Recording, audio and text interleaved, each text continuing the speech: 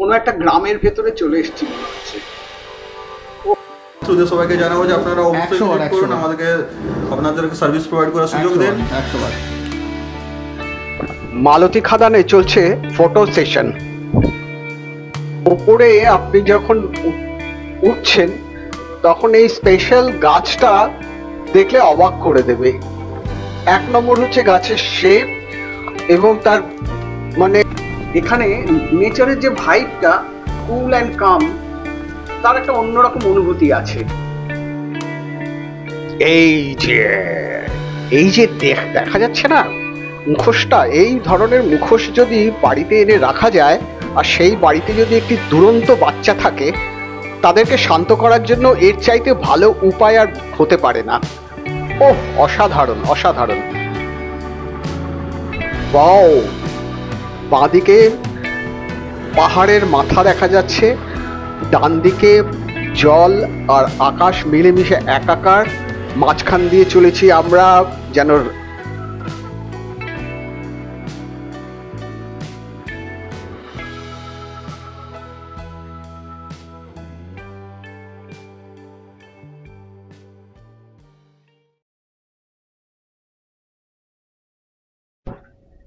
সকাল 5:25 আমরা বেরিয়ে পড়েছি, যাব পাহাড়ে, পুরুলিয়ার অযোধ্যা পাহাড়। আমরা দুই বন্ধু আর সহধর্মিনীরা রয়েছেন। করে আমায় দেখাবি? তুই সুস্থ থাকার জন্য যা কিছু দরকার সেই সব ব্যবস্থা করতে হবে। আর একজন বন্ধু ও সোজা চলে আসবে সাঁতরাগাছি স্টেশনে। আমরা রূপসী বাংলা ধরে পুরুলিয়া পৌঁছবো। এখন রাখলাম, সাঁতরাগাছিতে গিয়ে কথা হবে।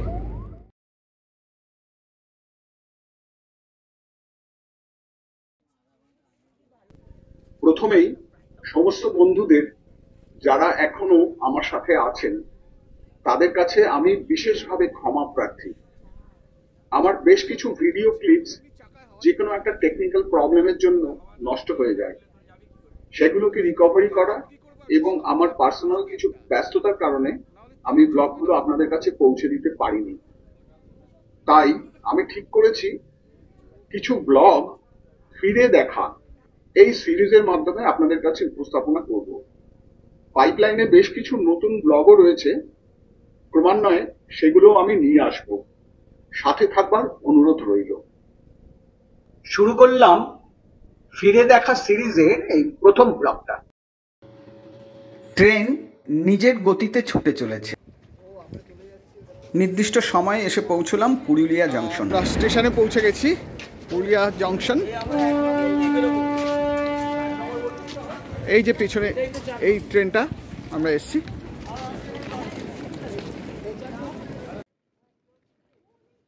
আমরা সবাই এগিয়ে চললাম ওভারহেড ব্রিজ ধরে। ডান দিকে স্টেশনের বাইরে আমাদের অপেক্ষারত গাড়ি ও ড্রাইভার ফোনে জানান দিল যে ও এসে গেছে। একটু ফ্রেশ হয়ে নিয়ে আগে থেকে বুক করা ইনোভা গাড়িতে চেপে বসলাম। পুরুলিয়া স্টেশন থেকে আমাদের ডেস্টিনেশন প্রায় 30 থেকে 32 কিলোমিটার। সময় লাগবে প্রায় ঘন্টাখানেক। রাস্তাটা কিন্তু দারুণ সুন্দর।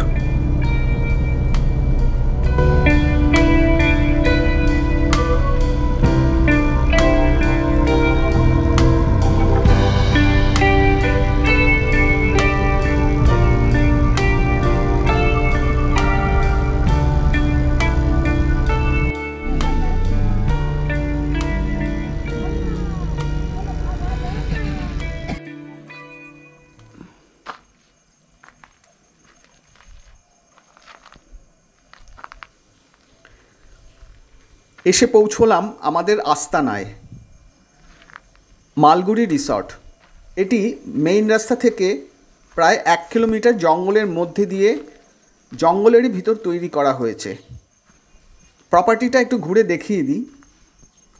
মেন গেটের পর সামনে ডান দিকে একটা জায়গা আছে যেখানে 8 থেকে 10টা গাড়ি পার্কিং করা যায়। তারপরে একটি লম্বা পেভার্স ব্লক দিয়ে বানানো পাথওয়ে সোজা চলে গেছে। প্রপার্টিটা বেশি বড় নয়, জঙ্গলের ভিতরে নিস্তব্ধতা বজায় রেখেই ছিমছামভাবে সাজানো। 2টি ডাবল ইউনিট কটেজ আর 4টি সিঙ্গেল ইউনিট কটেজ। তার মধ্যে 2টি কটেজকে ক্যাম্পিং করার মতো করে রাখা হয়েছে। মোট একসাথে 8 থেকে 10টা ফ্যামিলি এখানে থাকতে পারবে।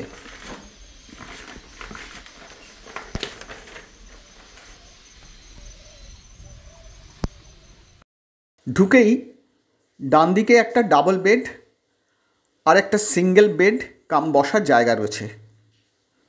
ডান দিকে একটা টেবিল আর আয়না আছে। ওয়াশরুমের ভিতরটাও দেখিয়ে দিই। সব কিছুই ছিমছাম অবস্থায় আছে। রানিং গরম জলের ব্যবস্থাও আছে।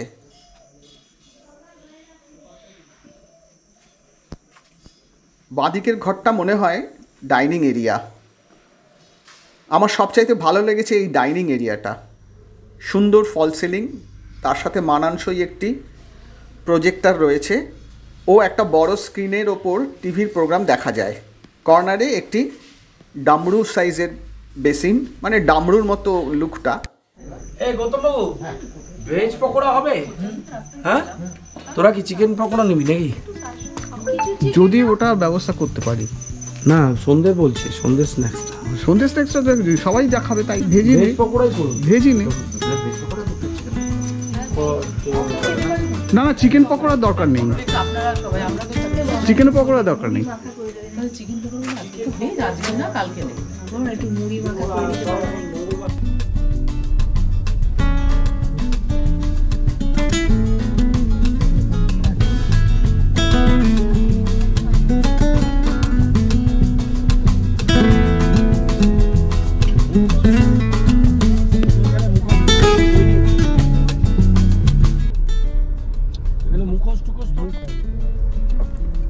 মালগুড়ি ডেইজের রেস্টুরেন্টে আমরা চটজলদি লাঞ্চ করে নিয়ে 3টে সাড়ে 3টে নাগাদ বেরিয়ে পড়লাম কিছু দ্রষ্টব্য স্থানের দর্শন করতে। গ্রামের রাস্তা ধরে বাঁদিকে সুন্দর কয়েকটা টিলাকে রেখে এগিয়ে চললাম। এসে পৌঁছলাম খয়রাবেড়িয়া ড্যাম।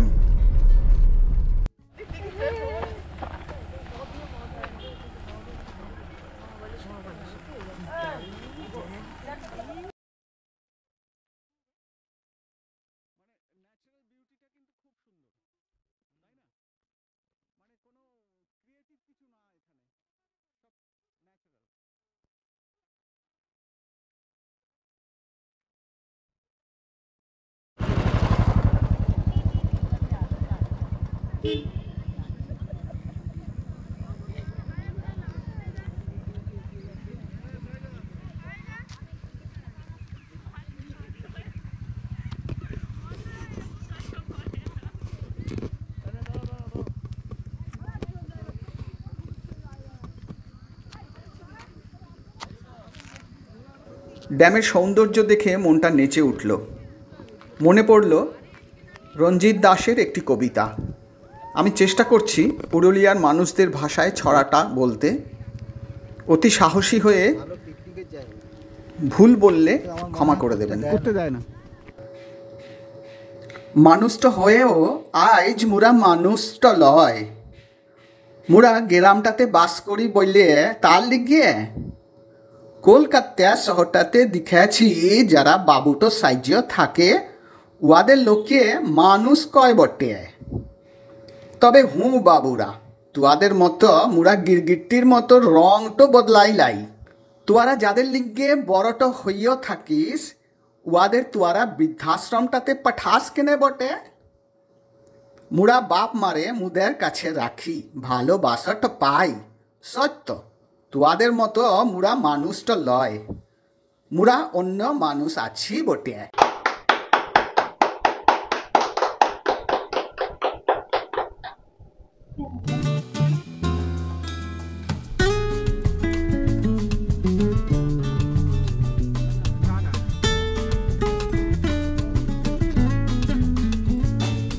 এসে পৌঁছলাম ছৌ নৃত্যকলার মুখোশ তৈরি হয় এমন একটি গ্রামে, মুখোশ গ্রাম।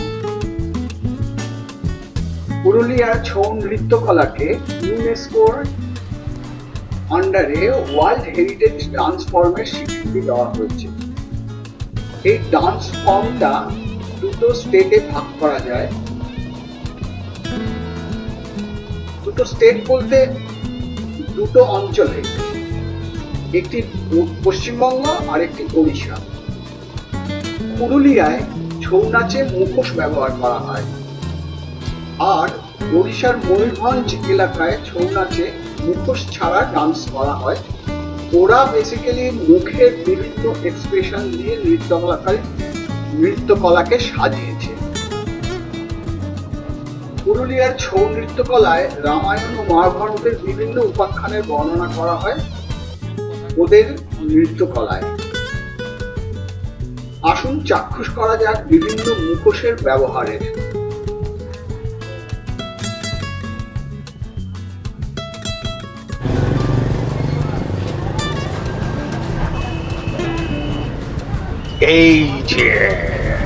এই যে দেখা যাচ্ছে না মুখোশটা, এই ধরনের মুখোশ যদি বাড়িতে এনে রাখা যায়, আর সেই বাড়িতে যদি একটি দুরন্ত বাচ্চা থাকে, তাদেরকে শান্ত করার জন্য এর চাইতে ভালো উপায় আর হতে পারে না।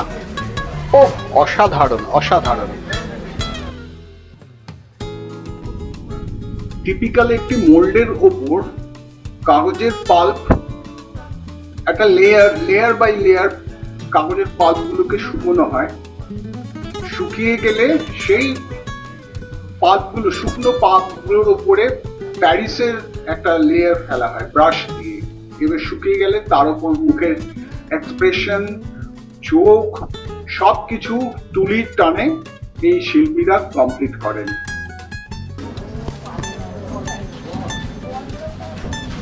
আজকের মতো ফিরে চললাম আমাদের আস্তানায়। কাল সকালে কথা হবে।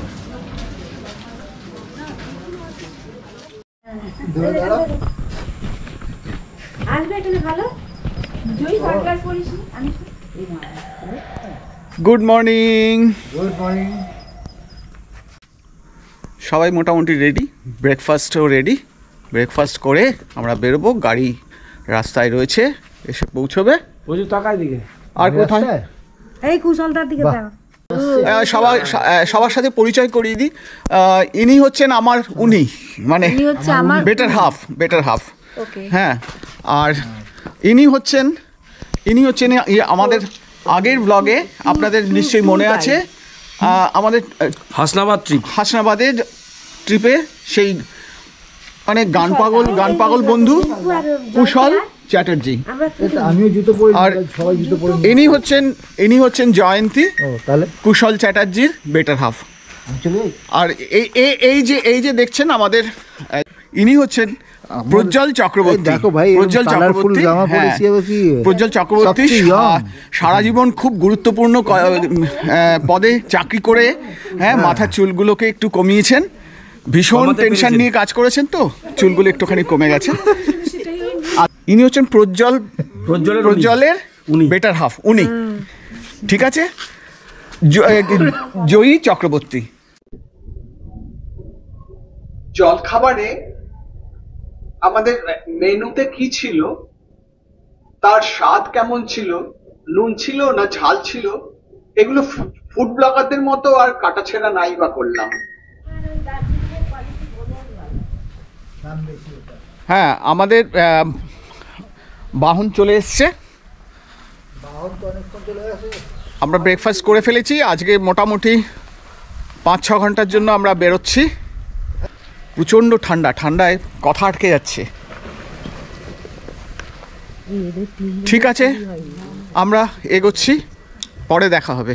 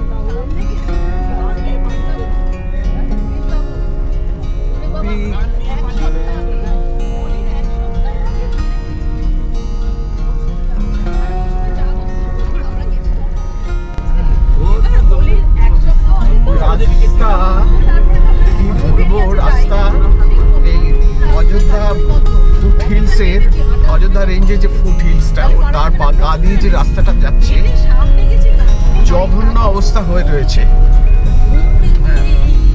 তার রাস্তা যে খারাপ, কতটা খারাপ সেটা আপনারা ভিডিও কোয়ালিটি দেখেই বুঝতে পারছেন।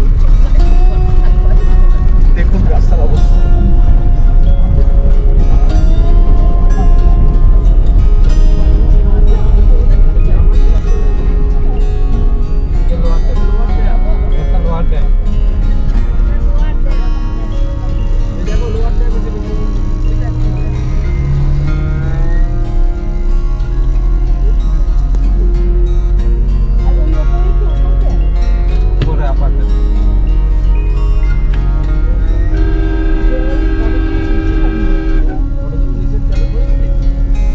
এই যে আপার ড্যাম লোয়ার ড্যাম বলছি, এটা কিসের, তার নামটা কি? আপার লোয়ার বলে তো ড্যামের নাম হয় না। অযোধ্যা পাহাড়ের একটা উপরে একটা নিচে, পাহাড়ের ওপরে একটা আর একটা নিচে, ওই জন্য ওপর নিচ ব্যাপারটা আছে বলে আপার আর লোয়ার। লহরিয়া শিবমন্দির, এই লহরিয়া শিবমন্দির যাবো তো যাবে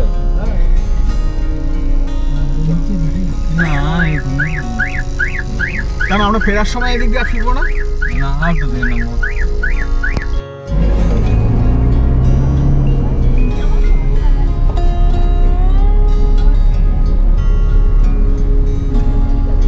দেখো এই জায়গাটা লোকজন দাঁড়াচ্ছে, দাঁড়াবে কে?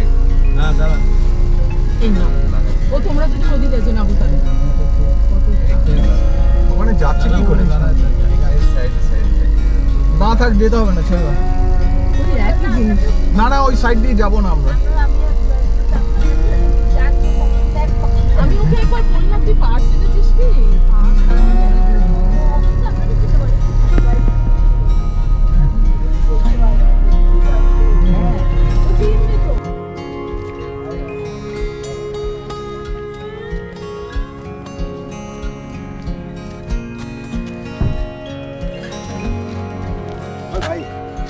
এটা লোয়ার ড্যামের একটা আলাদা ভিউ পয়েন্ট থেকে এটা নেওয়া হয়েছে, অসাধারণ লাগছে। লোয়ার ড্যাম থেকে আপার ড্যামে দিকে যাচ্ছি আমরা। হ্যাঁ হ্যাঁ, এখান থেকে অনেকটা স্ট্রেচ পাওয়া যাচ্ছে। Keshtobazar dam, Lahariya Keshtobazar dam.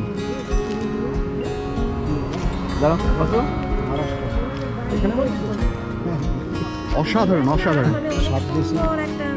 অসাধারণ। ওয়েস্ট বেঙ্গলের দেশের মনে হচ্ছে না। জলে নামা নিচে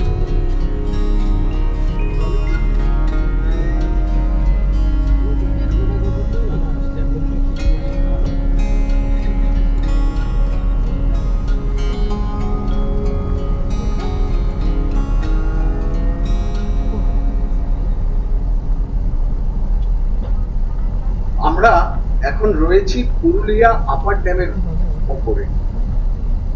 এই ড্যামটি 65 মিটার হাইট রকফিল ড্যাম। আমাদের গাড়ি যেন উড়ে চলেছে। লোয়ার ড্যাম মানে যেটা কেষ্টবাজার নামেও পরিচিত, সেটা আমরা নিচে দেখে এসেছি। নিচের ড্যামটিও রকফিল ড্যাম। টেকনিক্যালি ব্যাপারটা কি, আপার আর লোয়ার ড্যামের মধ্যে যে জল ধারণ ক্ষমতা, সেই দুটো ড্যামের সংযোগ করা হয় একটি পাইপের মাধ্যমে। এটি হচ্ছে একটি পাওয়ার স্টেশন। কি হলো আপার ড্যাম? হ্যাঁ ওইটা আপার ড্যাম। এটা আপার ড্যাম। আমি এটা একদম উপরে না, পাহাড়ের উপরে। হ্যাঁ, দুইটি ড্যামের জল ধারণ ক্ষমতা মানে বেসিনের সাইজ হচ্ছে lower dam length 310 metre, height 95 metre ও ডেপথ 37 মানে 37 metre. Upper dam length 800 metre, height হচ্ছে 65 মিটার পাওয়ার হাউসে জল ও দেওয়ার ডেপথ জন্য। হচ্ছে 22 মিটার। পাইপ লাগানো আছে, ফানেল মতো রয়েছে আর কি। সেটা থেকে জল এই পাওয়ার স্টেশনের নির্মাণ কাজ শুরু হয়েছিল 2002 সালে। ওই একটা ইমপ্রেশন পাওয়া 2008 সালে এর নির্মাণ কাজ শেষ হয়। খরচ হয়েছিল প্রায় 2500 কোটি। ওখানে একটা ঘূর্ণি মতো আছে, ঠিকই বলেছে। গোদা বাংলায় যদি বলতে বলেন যে এই দুটি ড্যামের সাথে ওয়াটার ফ্লো করার জন্য একটি পাইপের মধ্যে দিয়ে সংযোগ করা থাকে, তার সাথে যুক্ত থাকে একটি রিভার্সেবল পাম্প যেটা জলের ফ্লোটাকে কন্ট্রোল করে। জলের ফ্লোটাকে নির্দিষ্টভাবে ডিজাইন করা প্রেশার দিয়ে টারবাইনের থ্রু পাস করালে বিদ্যুৎ তৈরি হয়। এখানে 900 মেগাওয়াট বিদ্যুৎ তৈরি হয়। এই ধরনের পাম্প স্টোরেজ পাওয়ার স্টেশনের মধ্যে পৃথিবীর সবচাইতে বড় পাওয়ার স্টেশন হচ্ছে মানে যেটা চীনে আছে। সেখানে 3600 মেগাওয়াট পাওয়ার তৈরি হয়। চলে যাবে, যা ফ্লো ওই দিক থেকে আসছে সব চলে যাবে। একদম একদম তাই। দারুণ। এই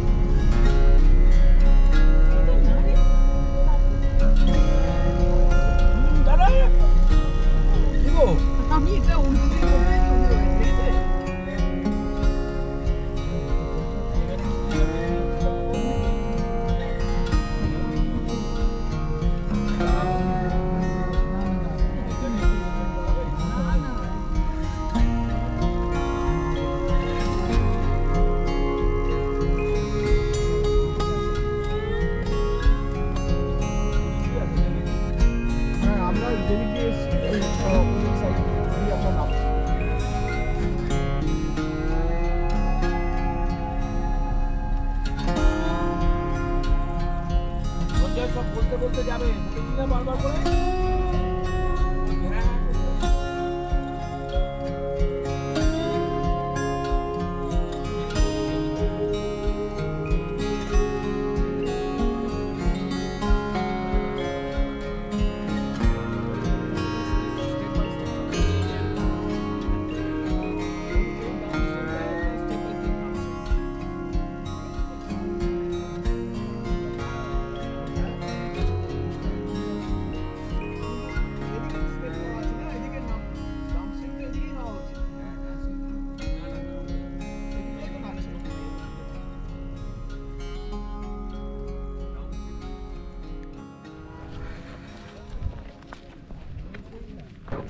শোনা যায় কোনো এক সময় নাকি এখানে প্রচুর ময়ূর দেখা যেত, সেই থেকেই এখানকার নাম হয়েছে ময়ূর পাহাড়।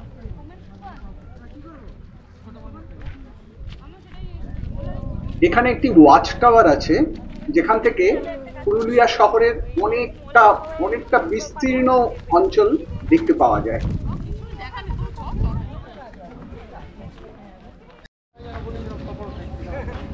ময়ূর পাহাড়ে থাকতেই আমাদের লাঞ্চের সময় হয়ে গিয়েছিল।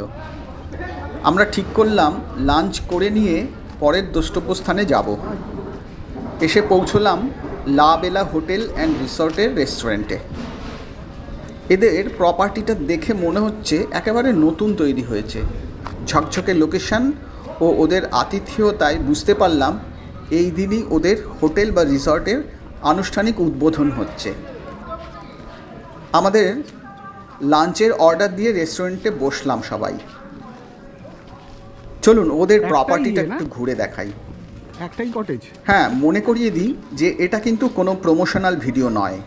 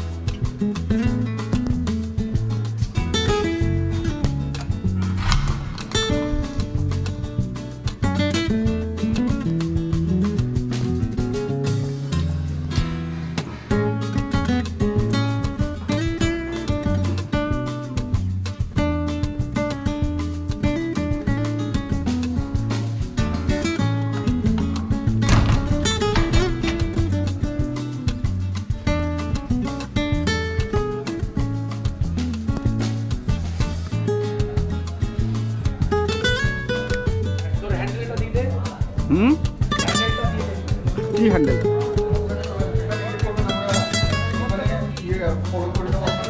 তোর অনলাইন যেটা ইয়ে করিস না তুই ইউটিউবে, হ্যাঁ, আলোটা জ্বালিয়ে দিন একটু।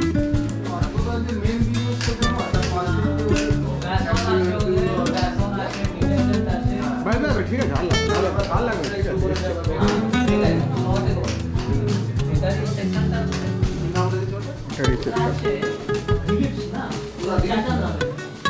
হ্যাঁ, লিখে নিন।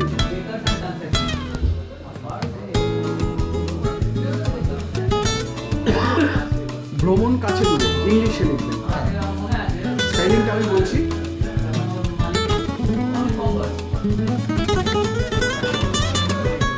তোর কাছ থেকে পুরো টেরিটরি কি আছে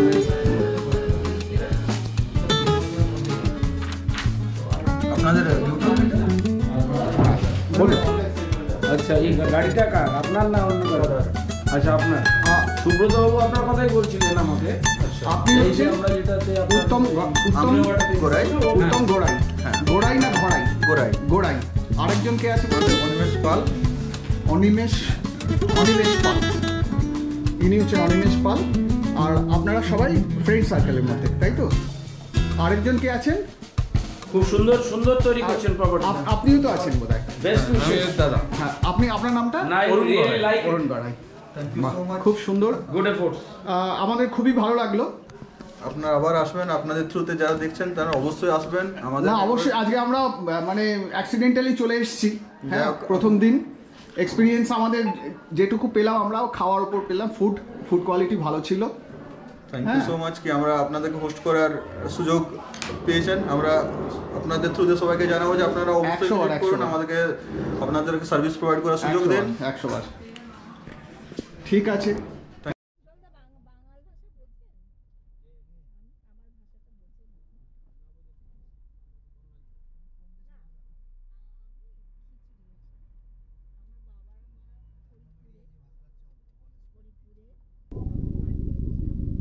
দুপুরের ভোজন পর্ব শেষ করে আমরা এগিয়ে চললাম আমাদের পরবর্তী ডেস্টিনেশন মার্বেল লেকের উদ্দেশ্যে। রাস্তাটা দেখুন, দেখে মনে হবে আমরা সুন্দর একটি পাহাড়ি অঞ্চলে এসেছি। রাস্তা একদম ঝকঝকে, দারুণ সুন্দর লাগছে। পরন্ত বিকেল, সূর্যি মামা ওর দায়িত্ব শেষ করে পাটে চলেছেন। মানে সূর্যি মামার কাজ শেষ, উনি এখন ধীরে ধীরে ওর কাজ গুটিয়ে নেবে। পরন্ত বিকেলের এই আলো ছায়ার রাস্তাটা অসাধারণ লাগছে।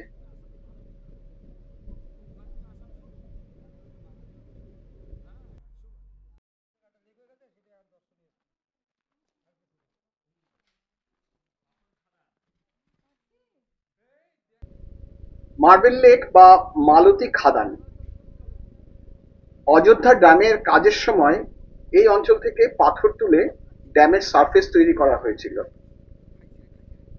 এই জায়গাটা মালিগ্রাম মৌজার মধ্যে পড়ে বলে অনেকে মালিগ্রামও বলে। পাথর তুলে ফেলার পর ওই জায়গায় বিশাল একটা অঞ্চল নিয়ে গর্ত তৈরি হয়, জল জমে সেই গর্ত থেকে একটা লেকের আকার নেয়।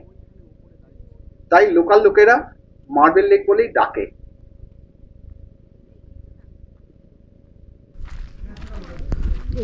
এইটাই আমার ছবিতে মনে আছে পরিষ্কার।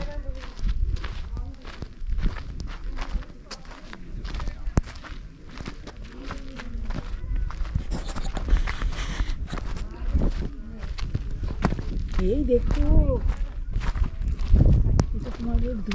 ওদিকে যেতে হবে না, কত নিচে নামতে না, এখান থেকে। এখানেই দেখতে কত দূরে যাবো। কই এরা দুজন?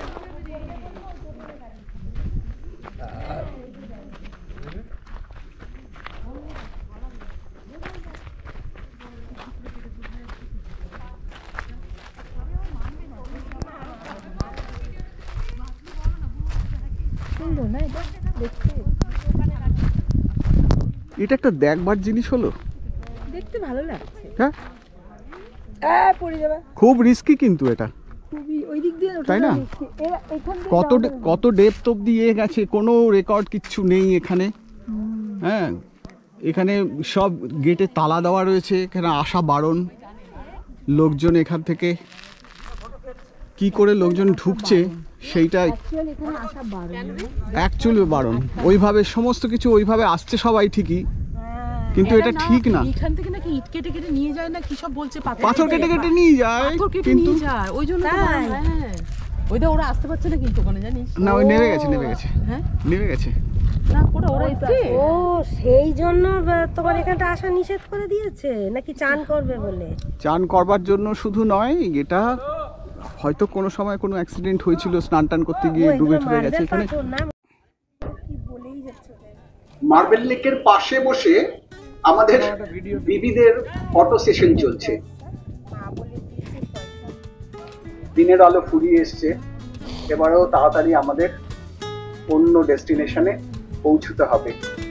এসে পৌঁছলাম বামনি ফলসে। গেট দিয়ে ঢোকবার সময় আমরা অ্যানাউন্সমেন্ট পাচ্ছিলাম যে আর বেশিক্ষণ থাকা যাবে না, বেশি সময় নেই, ওরা গেট বন্ধ করে দেবে। তো যাই হোক, হাতে যেটুকু সময় পাচ্ছি, দেখা যাক আমরা কতদূর পৌঁছতে পারি।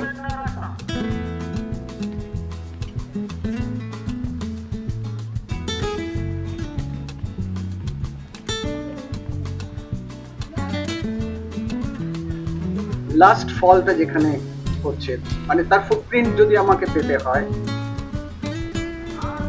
তাহলে 400 থেকে 450 স্টেপ আমাকে নামতে হবে, আবার তেমনি ভাবে উঠে আসতে হবে, মানে আনইভেন হাইট সবকটা স্টেপেরই। যাই হোক, সেটা মাথায় রেখেই আমরা চলা শুরু করলাম। হ্যাঁ, এদিকে হাতে সময়ও খুব কম। আমার দুই বুড়ো বন্ধু কুশল আর প্রজ্জ্বল খুব উৎসাহ নিয়ে নিচে নামতে শুরু করলো। আমার মনে হলো ওরাই একমাত্র পৌঁছতে পারবে নিচে। যাই হোক, উঠবার কথা চিন্তা করেই আমরা মাঝখানের যে ফলটা, বামনির অনেকগুলো স্টেপে ফল আছে, সে মাঝখানের ফলটা দেখে বাকিরা ফেরত এলাম, আর ওই দুই বুড়ো নিচে পৌঁছে গেছে। যাকে আমরা এবারে ফেরত আসবো।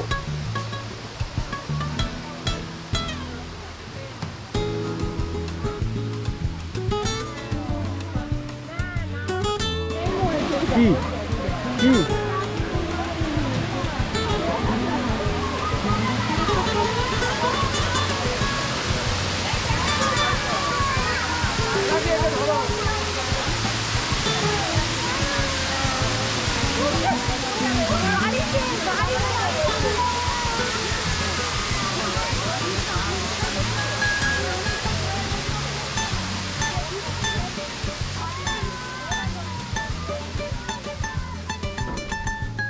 ওই যে দেখুন, আমার দুই বন্ধু আমাদের সবাইকে উপরে রেখে বামনি ফলসের লোয়ার লেভেলে পৌঁছে গেছে। এরপর ফেরত চলে এলাম আমাদের রিসর্টে, মালগুড়ি ডেজ রিসর্ট।